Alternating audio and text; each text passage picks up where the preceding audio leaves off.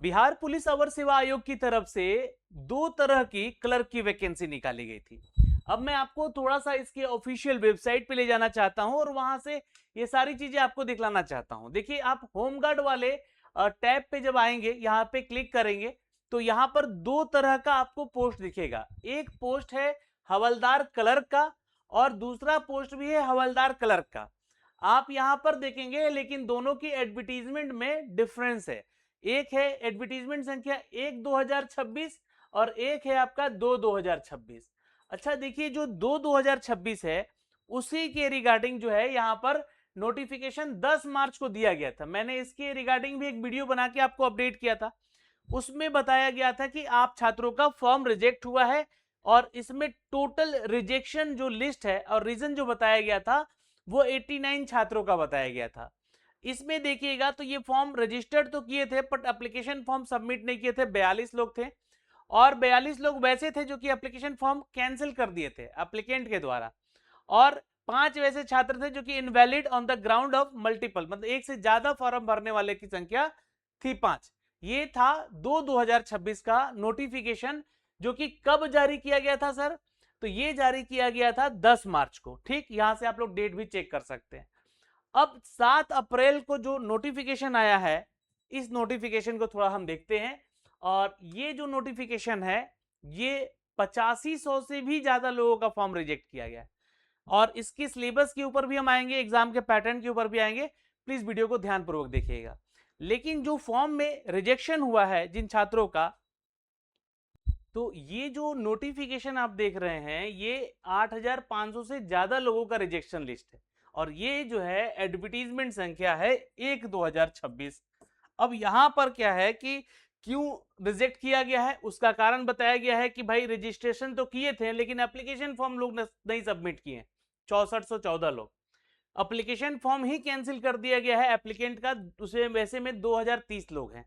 और इनवैलिड किया गया है क्यों? क्योंकि आप एक से ज्यादा जो है फॉर्म यहाँ पे भरे हुए थे। तो ये 3 कारण बताया गया है और ऐसे में 171 लोग हैं ये। तो ऐसे में 3 लोग यहाँ पर 3 कारण बताया गया है। और अब वो 8500 से ज्यादा जितने भी छात्र हैं उनको ये एग्जाम देने का मौका नहीं मिलेगा। यहाँ पर आप लोगों को लिस्ट चेक करना है, इसमें अपना नाम एक बार रीचेक करिए एक एक करके, किस स्थिति में किस कारण से आपका फॉर्म रिजेक्ट हुआ है। ठीक है, और इसमें सुधार करने का अवसर नहीं दिया गया है। ठीक है, सीधी सी बात है। यहाँ पर वो छात्र का लिस्ट है जो कि 6414 है, application form not submitted candidate का है। फिर नीचे आएंगे जरा, यहाँ पर बहुत 145 पेज है, देखिएगा ध्यान से तो यहाँ पे। और यहाँ पे आएंगे तो कुछ पेज ओपन होगा, उसका जो है कारण कुछ और, जैसे application form not submitted by candidate. तो ये तीनों जो कारण बताया गया है वो तीनों कारण का लिस्ट यहाँ पे जारी कर दिया गया है। ठीक है, तो ये सारी जानकारियां हैं यहाँ पर जो कि अपडेट किया गया है दोस्तों। तो इस वीडियो में तो इतना ही, लेकिन इस बात का ध्यान आपको हमेशा रखना होगा जब भी आप फॉर्म भरे तो ये कम से कम 3 कारण से बचे। चौथा कारण, आप यहाँ पर अपना फॉर्म भरते समय फोटो सिग्नेचर भी साफ सुथरा डालें, नहीं तो उसके कारण भी बहुत बार रिजेक्शन होता है। तो अब रही बात कि सर ये जो परीक्षा है, इस परीक्षा का जो पैटर्न क्या है इसको थोड़ा सा समझते हैं हम लोग। तो मैंने इसका एडवर्टीजमेंट भी यहाँ पे डाउनलोड किया हुआ था। ये टोटल देखिएगा तो 2 फरवरी 2026 तक फॉर्म भरा गया था, जनवरी से फरवरी तक। टोटल पोस्ट 64 था यहाँ पे। लेवल 4 की सैलरी से यहाँ पर सैलरी है। अधिनायक लिपिक यानी कि हवलदार लिपिक का ये पोस्ट है, जिसके लिए आप छात्रों ने अगर यहाँ पे आवेदन किया हुआ है तो इस बात का ध्यान रखिएगा। ये आप लोगों का चेस्ट जो कि पीएसटी मेजरमेंट है ना, कि फिजिकल स्टैंडर्ड टेस्ट के लिए कि आपका हाइट क्या होना चाहिए, कितना कौन से कैटेगरी में क्या हाइट होना चाहिए, ये सारी बातें मैंने आपको उस समय भी बताई थी जब ये फॉर्म निकाले गए थे। अब आप लोगों ने फॉर्म भर दिया है तो इसका शारीरिक दक्षता परीक्षा भी पास करना जरूरी है। आयोग के द्वारा जो लिखित परीक्षा होगा और इस लिखित परीक्षा में आप पास हो जाएंगे तो आपको शारीरिक दक्षता परीक्षा के लिए भेजा जाएगा। शारीरिक दक्षता परीक्षा की प्रक्रिया मद और स्तर पर वही होगा जो बिहार पुलिस सिपाही का होता है।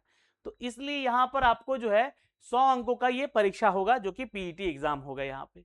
अब ये चूंकि क्वालिफाइंग नेचर का ही होगा, जैसे कि आप 50 अंक का दौड़ रखा गया है तो आपको 50 अंक 5 मिनट में दौड़ कंप्लीट करेंगे तो ही आपको 50 अंक मिलेगा।